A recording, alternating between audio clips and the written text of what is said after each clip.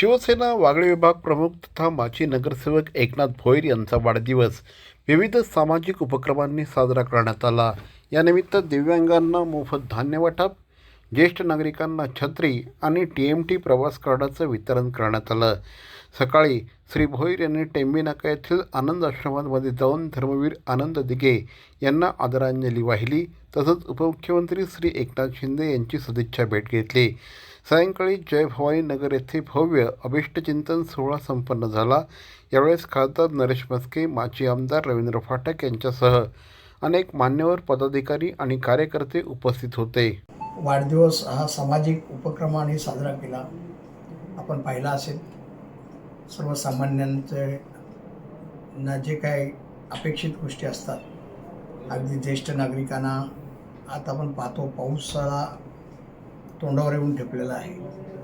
ज्येष्ठ नागरिकांना छत्री वाटप, त्याचबरोबर अपंग आणि अंध लोक जे आहेत ते खरं तर उपेक्षित असतात आणि त्यांना ते धान्य वाटप, त्याचबरोबर TMTचा मोफत प्रवासाचा कार्ड वाटप, या सगळ्या गोष्टी तुम्ही पाहिल्या असतील तर वाढदिवसानिमित्त आपण लोकांना देतो। पण हा ॲक्च्युली लोकांसाठीच आपण आहोत।